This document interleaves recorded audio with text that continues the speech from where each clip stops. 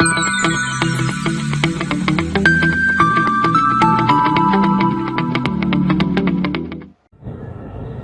everyone, welcome to the video series lecture of thermodynamics.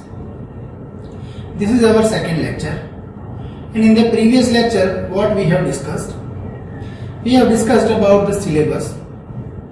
Also we have discussed about what is the meaning of thermodynamics.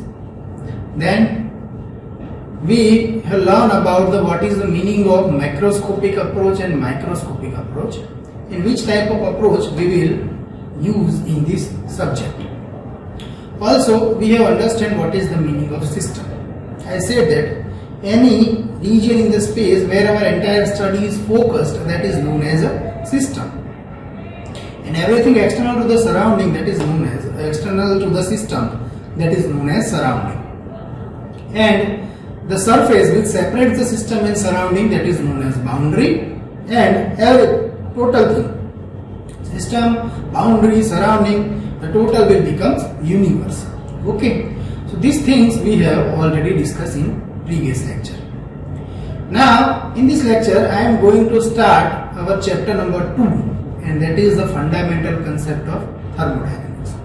This chapter is very important to learn about the subject.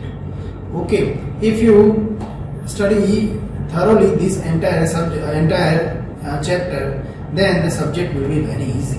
Okay, so this is the base chapter for your subject, that is the fundamental concept. So in this lecture what we will discuss? Here first of all we will discuss types of system.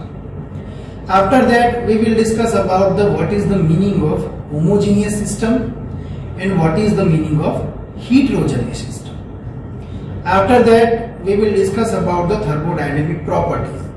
Okay, what is the meaning of property and what is the meaning of basically thermodynamic property, and how the properties are calculated. That all the things we will discuss here. And then we will discuss one important property, that is pressure. Also we will learn about the types of pressure. So these 4 topics we will discuss in this lecture. Okay, so first of all let us start with the types of system. So what is the meaning of system? That already we have studied in our previous lecture. Now in this lecture I am going to start types of system. So basically there are total 3 types of system. One is the closed system, second is the open system, and third is the isolated system. So we will study one by one all the system in detail. So first of all closed system. What is the meaning of this closed system? Closed system means it is the system in which the energy can transfer but mass cannot transfer. That is known as the closed system. Okay, this is the simple definition of the system. Let me simplify the definition. What is the meaning of this definition? Let us take one example of the thermometer. In thermometer we know already mercury is already filled. Now whenever you want to measure the temperature of any device, what you do? Just you touch the thermometer into to that device, and finally the mercury will expand and you can read the temperature. Okay, so finally you will get the temperature reading. So how you can get the temperature reading? Just when you touch the thermometer to that device, ultimately from that device some amount of heat is transferred to the mercury. Heat is transferred means energy is transferred to the thermometer or to the mercury. So finally the energy is transferred, and because of the transfer of that energy we can read the temperature. So here in thermometer just energy is transferred, mass is not transferred. You are not changing the amount of mercury. Okay, the amount of mercury, that is 10 ml or 20 ml, whatever mercury you have filled inside the thermometer, that is fixed. Okay, so amount of mercury is fixed inside the thermometer, means mass is not transferred but the energy is transferred. So thermometer is called closed system. So hope you get clear idea about the closed system. Okay, so again I am repeating the definition, that system in which only energy can transfer but mass cannot transfer across the boundary of the system, that is known as the closed system. It is also known as the controlled mass system. Okay, we have already discussed that the amount of mercury will not change. That means here mass will remain constant. So that sometimes we call closed system as a controlled mass system. Now second system. Second system is the open system. Now what is the meaning of open system? A system in which energy and mass both can transfer, that is known as the open system. Now let us take one example to understand this. If we take the example of pump, what happens in the pump? From some lower side some liquid comes inside the pump, then the impeller of the pump will rotate, and finally the water will get some kinetic energy and it will move from the upper side. That means what happens here? If we take pump as a system, then in the pump some amount of mass of water is come, means here mass transfer takes place. Also, when the impeller is rotated, finally you will get some finally the water will get some kinetic energy. So ultimately energy transfer is also takes place. So here we can say that mass transfer and energy transfer both are takes place. So we can consider pump as a open system. So here you can see in the animation that some amount of the gas or liquid is come inside the system, then it will rotate and finally from the upper side it is go outside. Here you can see, okay, in the animation. So this is the basically example of the open system. But in open system you can see the diameter or the dimensions of the pump is not changing. Means the volume remains constant, that is known as the control volume system.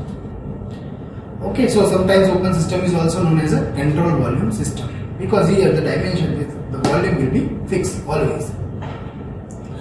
So if you want to write the example of the open system, then you can write pump, turbine, compressor. These are the examples of the open system. Okay, now the third system, that is known as the isolated system. What is the meaning of this isolated system?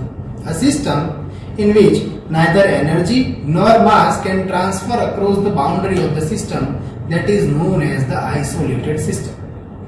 And what are the example of the isolated system? That is universe or thermos flask. Let me take one example. There's inside the thermos, if you fill some hot water at the morning, and at the afternoon if you check the temperature of that hot water will be same.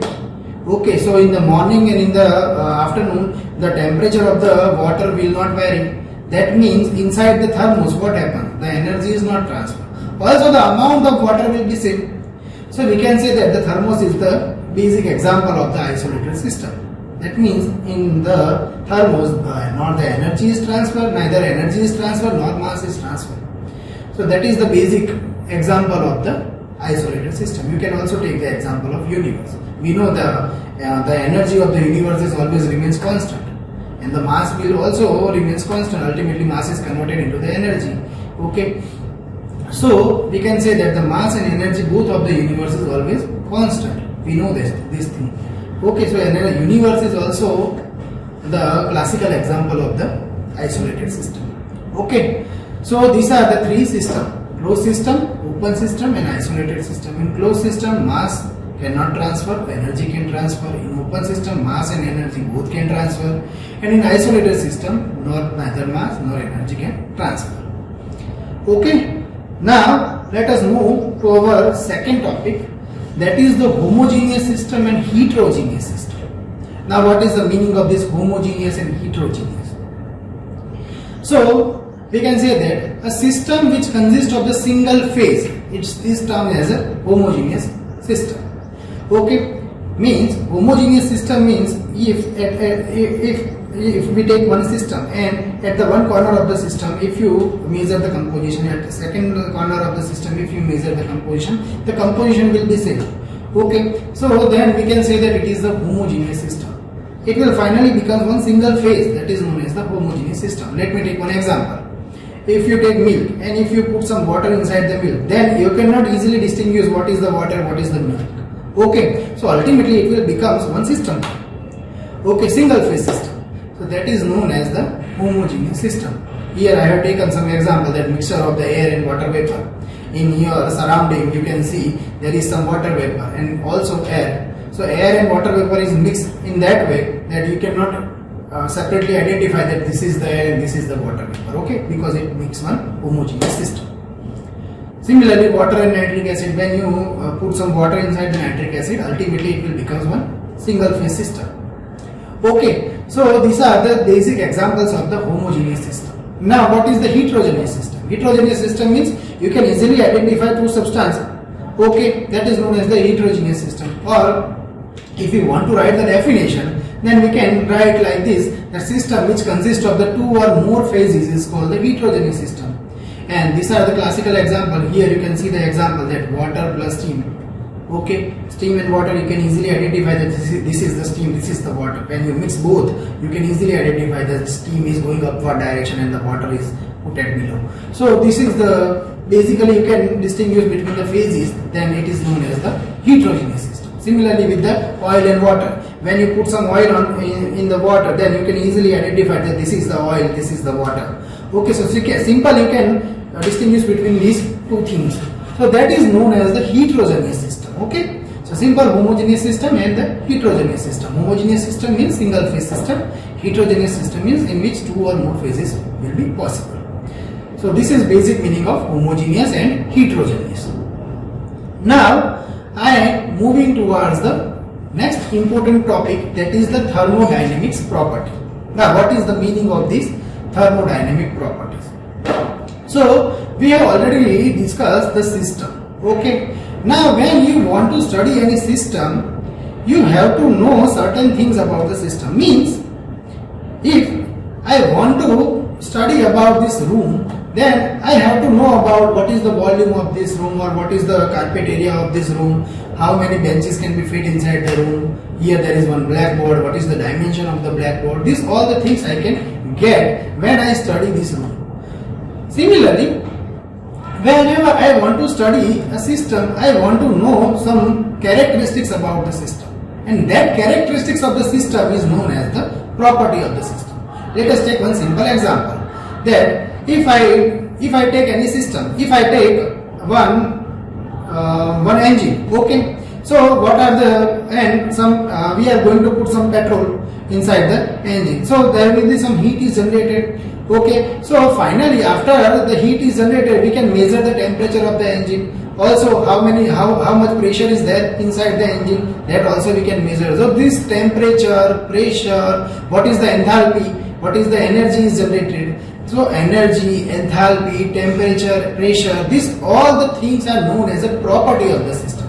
So when you measure the pressure, temperature, enthalpy, entropy, viscosity, okay, volume, that all the things you know, then you can know about the system, that this system will react like this.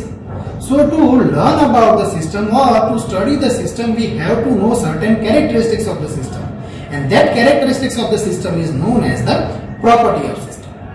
Okay, so this is the simple meaning of the properties. So if you want to write the definition of the property, then you can write in this way: that any characteristics of the system which its physical condition, by which its physical condition can be described, that is called as a property of the system. If you take any system and if you know this is the volume of system, this is the pressure of system, this is the temperature of system, then probably you can know that this is the state of system. Okay, and finally if you want to change the system, then you have to do change inside the properties.